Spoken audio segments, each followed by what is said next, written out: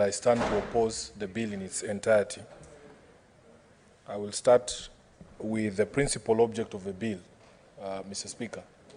I have a problem with the principal object of the bill. The principal object of the bill is stated to be operationalization of private-public partnerships in the water sector. Mr. Speaker, we in Nairobi here have had a taste of perhaps the most famous public-private partnership in the country today, and that is the expressway between Mlolongo and Westlands. Many of the people who can afford to use a toll road will tell you that it has improved their lives.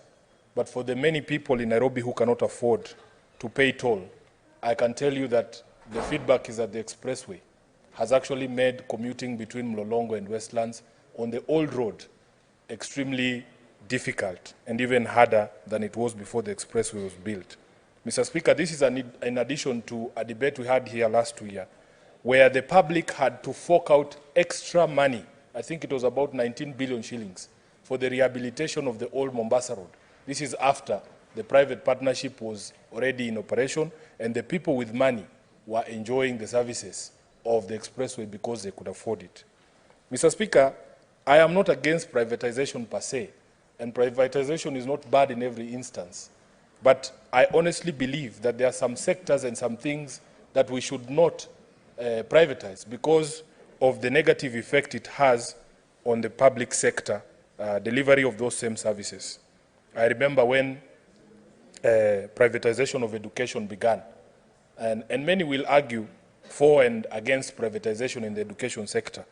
But the general consensus, at least from my perspective, is that it has had a negative effect on service delivery in the public sector. Mr. Speaker, it is also arguable whether privatization of healthcare has resulted in better services, especially in the public sector.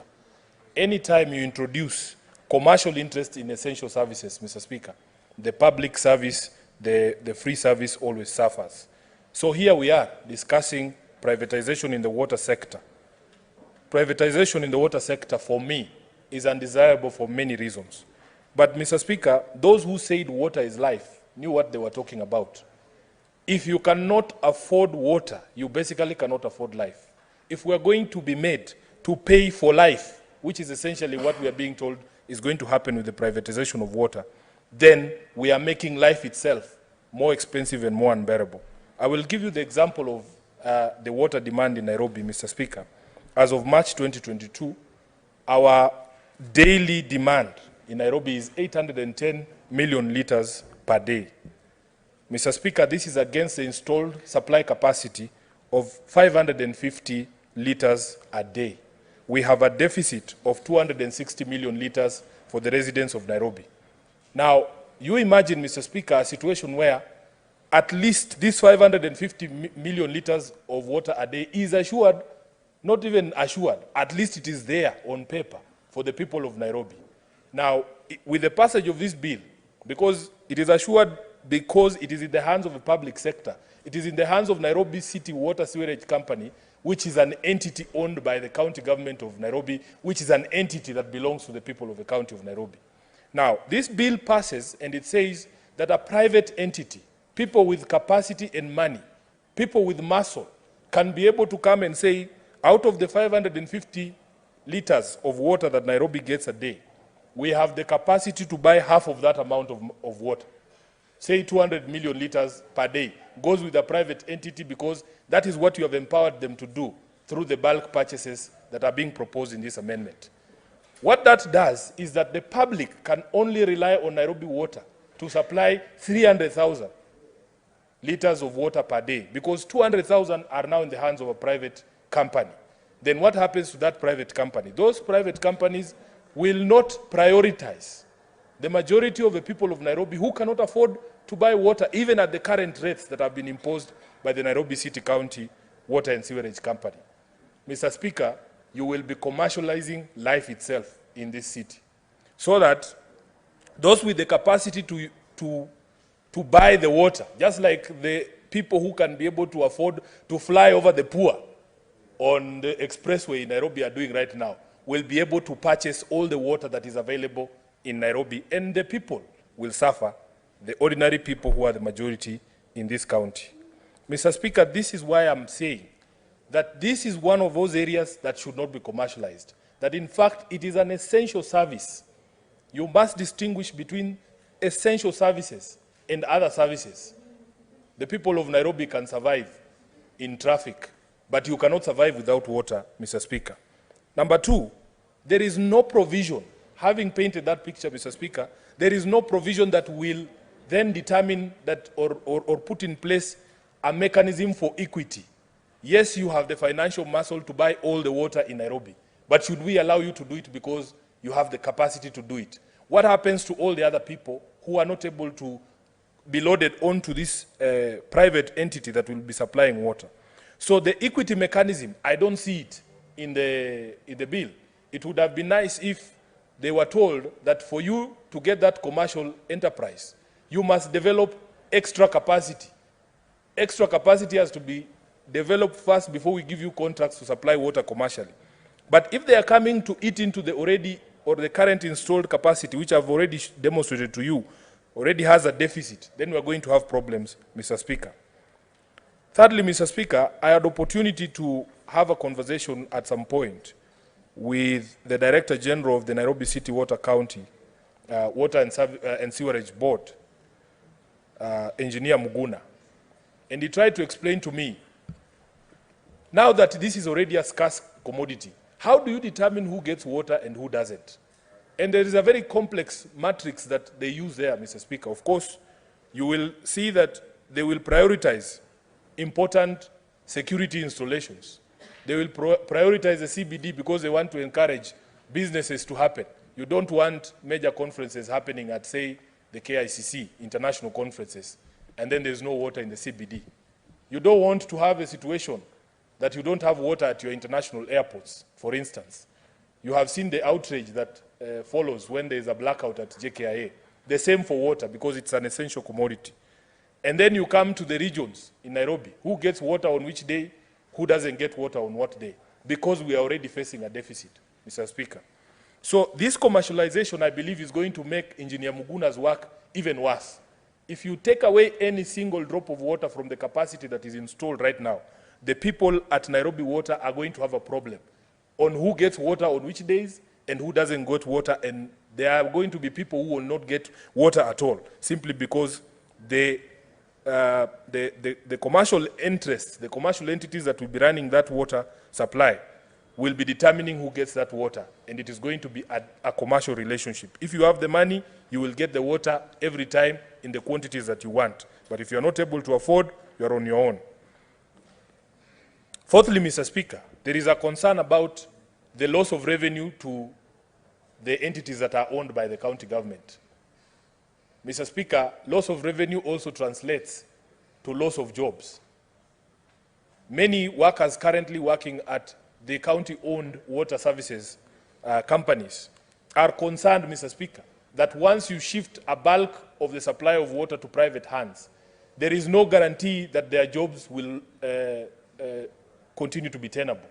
It is very possible that we are staring at job losses. And there is no mechanism in the bill, as currently drafted, Mr. Speaker, to ring fence or to protect the people currently working at Nairobi Water and Sewerage Company, so that after these commercial contracts have been signed, after the water is now in private hands, after these private companies are the ones running the water business, is there any guarantee that the people working for the Nairobi County Water and Sewerage Company will continue to be in employment? I have not seen that assurance in the bill. Lastly, Mr. Speaker, the question of infrastructure that has been touched on by some of my colleagues. We have already worked and invested a lot of money as a county in Nairobi to put in place the infrastructure, not just for the collection of water, but actually for the distribution of water. Is there any provision in the bill that assures us that the commercial interests, the commercial companies, once they take over the bulk water, will develop their own distribution infrastructure? Will that infrastructure be flying on top of our existing infrastructure the way that the expressway does? What is it going to do to the infrastructure that already exists?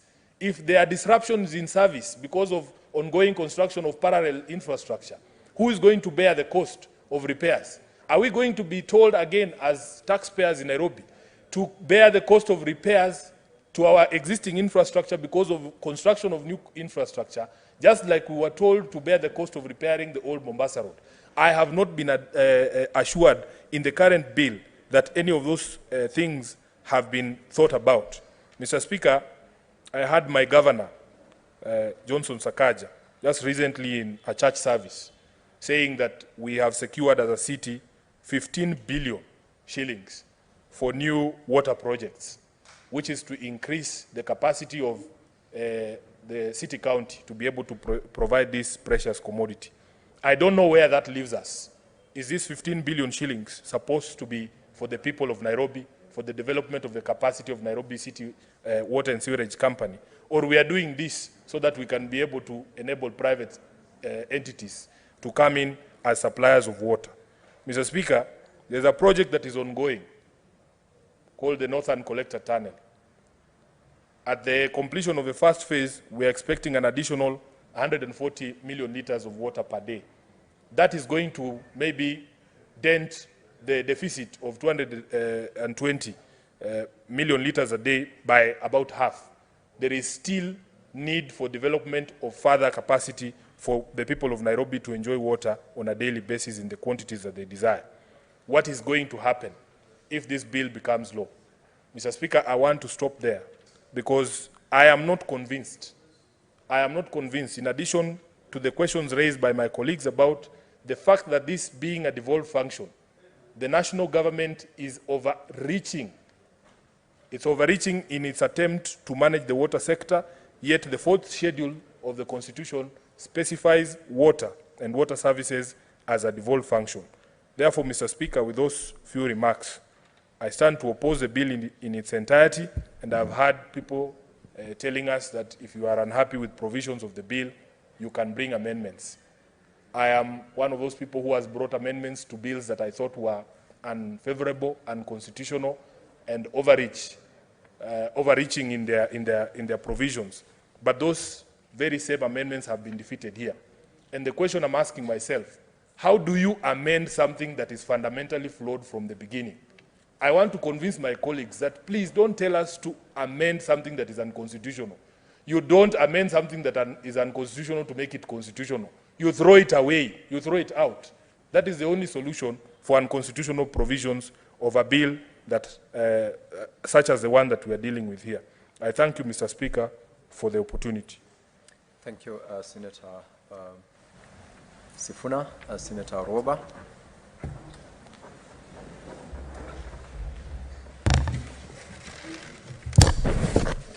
Thank you, Mr. Speaker, for giving me this opportunity to weigh in on this bill, on the Water Amendment Bill.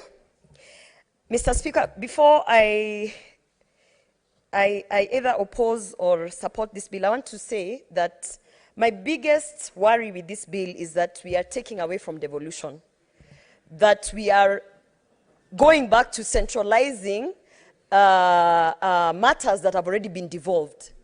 When I read some of the amendments, particularly just a statement such as the one there on